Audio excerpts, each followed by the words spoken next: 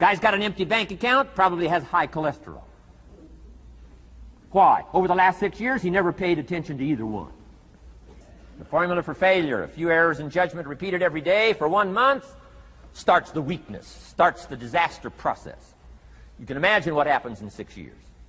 Now here's the formula for success: a few simple disciplines practiced every day. And you've started a whole new process called a whole new life. A few simple disciplines practiced every day. And if you decide today to go for the apple instead of the Hershey bar, I'm telling you, you have begun the process of turning your life around. And if you keep up that process, not only with your health habits, but with your money habits and with your communication habits, with your sales habits and management habits and every other habit that you've got, if you'll start that process, eliminate the errors and replace it with disciplines practiced, I'm telling you, you can start this process of life change immediately. After today, you don't ever have to be the same again. Only by choice. Errors in judgment, disaster. Few simple disciplines, wealth beyond imagination. Guy says, best as I can calculate, I'm putting in about a half a day's work and I'm collecting a full day's pay. And the guy says, I got it made. Little does he know the seeds of his own disaster are already being sown by the weakness of his own personal philosophy. It's your philosophy and your attitude, and then your ability to take action. All of that we call the process of life change, miracle working. Number one, do what you can. Number two, do the best you can. Here's all life asks us to do: make measurable progress in reasonable time. Just take home that little phrase, good phrase. We're asked in life simply to make measurable progress in reasonable time. So you got to check fairly often. Some things you got to check every day. Some things you got to check at least by the end of the week. One discipline starts it, and then one discipline feeds another, and the first thing you know, you've got this whole cycle in an upward positive motion. And it's called life change. It's called income change. It's called health change.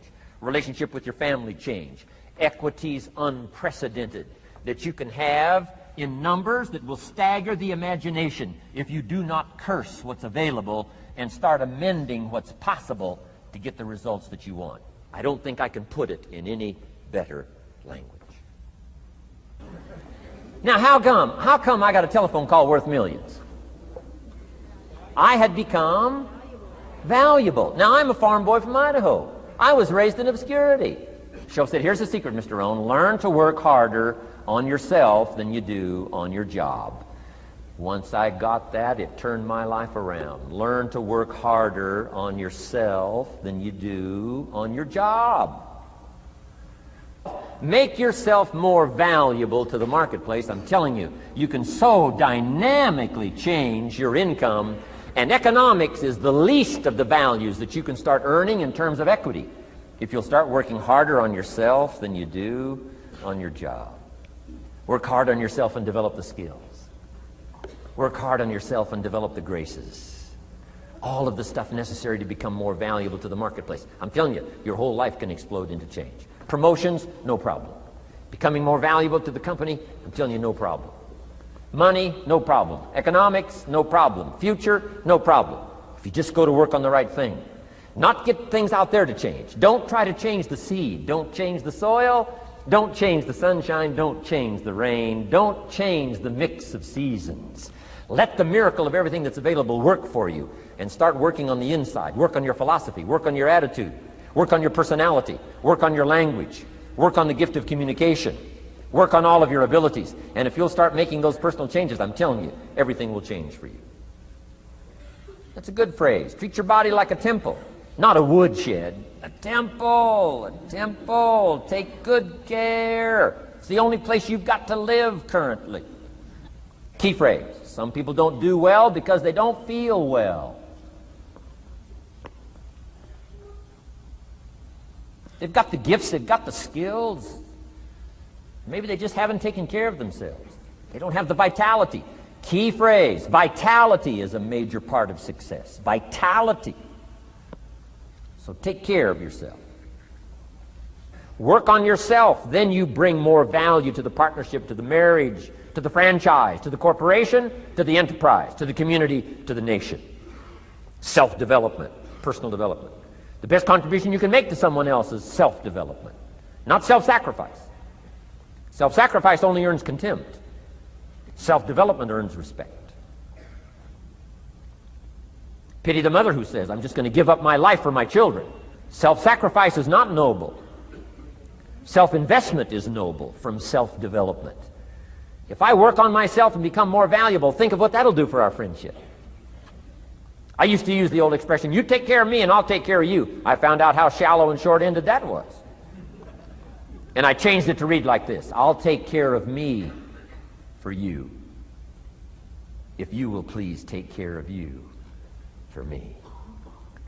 And this is part of it, the personal development, that we work harder on ourselves than we do on our job. Now we bring that to the friendship. Now we bring that to the marriage. Now we bring that to the family relationship as a father, as a mother.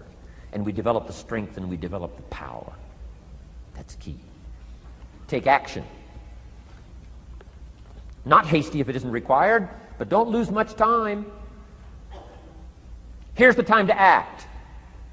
When the idea is hot and the emotion is strong. That's the time to act. You say, Mr. Rohn, I'd like to have a library like yours. See, if you feel strong about that, what you got to do is get the first book and then get the second book.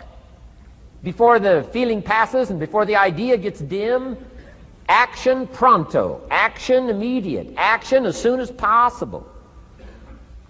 Because if you don't, here's what happens. We call it the law of diminishing intent. We intend to when the idea strikes us. We intend to when the emotion is high. But now if you don't translate that into action fairly soon, now the intent starts to diminish. And a month from now it's cold. A year from now, can't be found. So act. Set up a discipline when the emotions are high and the idea is strong and clear and powerful. That's the time to set up the discipline. Somebody talks about good health and you're stirred. Says, right, I need to get a book on nutrition. Get the book before the idea passes and before the emotion gets cold. Go for the book. Start the library. Start the process.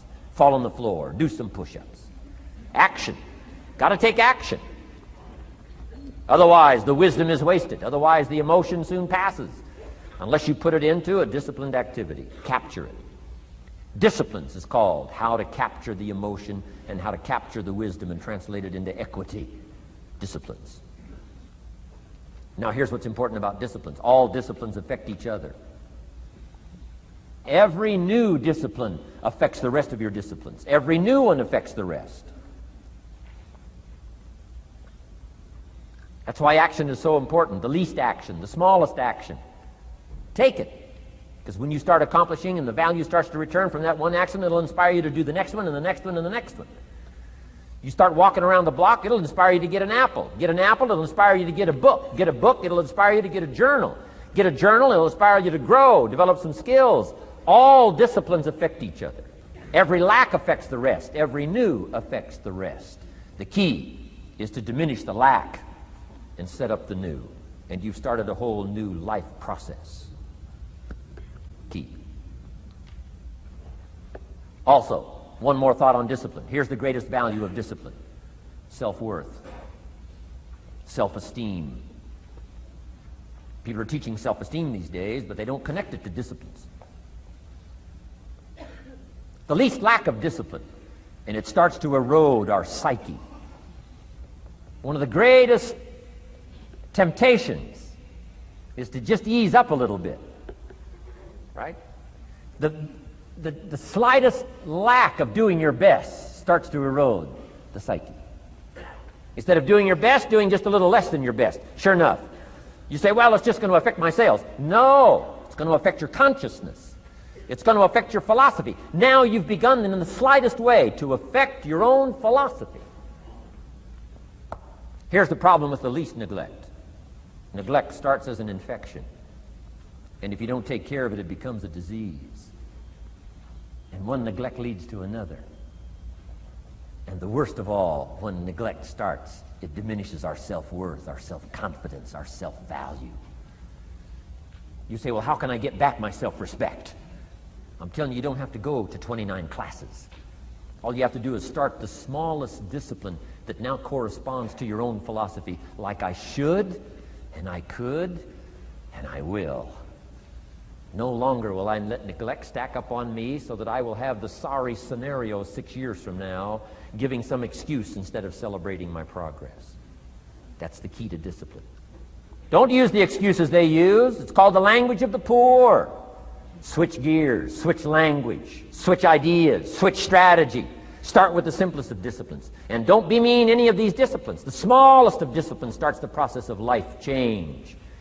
And if you'll invest in this thing called discipline, you can have whatever you wish. It's called the beginning of a miracle. I said, you mean my bank balance would change if I had a list of goals? He said, drastically. So that day I became a student of setting goals. And I've used it to dynamically affect my life. I've taught it to some of my business colleagues. We use it to do business around the world. Setting goals. It can turn out to be a drama for your life. Here's what goals are. Your vision of the future. Your vision of the future. Now, there's two ways to face the future. One, with apprehension. Number two, with anticipation. Guess how most people face the future? With apprehension. Why? Major reason why. They don't have it well designed. They've left the design of their future to somebody else. And if you don't make plans of your own, guess what? You'll probably fall into someone else's plans. Guess what someone else may have planned for you? Not much. Now here's what's connected to the promise, the price. The price to pay. But I'm telling you, the price is easy if the promise is clear. One of the better notes to make for today. The price is easy if the promise is clear and powerful. But the price seems almost too much to pay, too much to get over, too much to accomplish if the promise isn't clear, if the promise isn't powerful.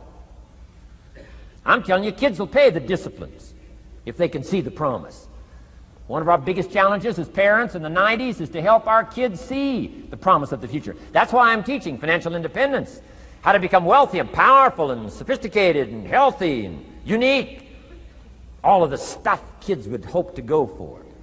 It's all possible. This is America. That's the promise of the future. The price, a few simple disciplines practiced every day. And I'm telling you, the kids will pay the price of the simple disciplines if they can see the promise of the future. But if they can't see, they don't want to pay. And the same is true of all of us. We will pay the most extraordinary disciplines if we can see the promise of the future, called setting goals. So I'm asking you to get a handle on the future. I'm asking you not to leave it to anyone else. Don't leave it to the company. Company's got their own goals. I'm asking you to set your own goals, your personal goals. Income goals and financial goals and health goals and spiritual goals and where do you want to go and what do you want to do and what do you want to see and what do you want to be. That's it. Promise of the future. Design your own future. It's within your hands and your capacity to do so. Set a goal to become a millionaire. And he said, here's why. For what it will make of you to achieve it. And here's why. The greatest value in life is not what you get. The greatest value in life is what you become. Major question to ask on the job is not, what am I getting here? That's not the major question. The major question to ask is, what am I becoming here? Now, let me give you the key phrase on setting goals. Set the kind of goals that will make something of you to achieve them. Set the kind of goals that will make something of you to achieve them. Go where the demands are high. Go where the expectations are strong so that it'll provoke you, push you, urgently insist that you not remain the same for the next couple of years, the next 5 years, that you'll grow and change. So don't set your goals too low. The guy says, well, I don't need much. Well, then you don't need to become much. He's got the money in his hot little hand, and now he's unhappy. Somebody says, well, if you had a fortune, how could you be unhappy? Well, he wasn't unhappy with the money. He was unhappy with himself. Key phrase, the greatest source of unhappiness is self-unhappiness. The greatest source of unhappiness doesn't come from outside. The greatest source of unhappiness comes from inside. And here's where the erosion starts, doing a little less than you could. That's where the beginning little infection of unhappiness starts, doing a little less than you can, not feeling that good about yourself.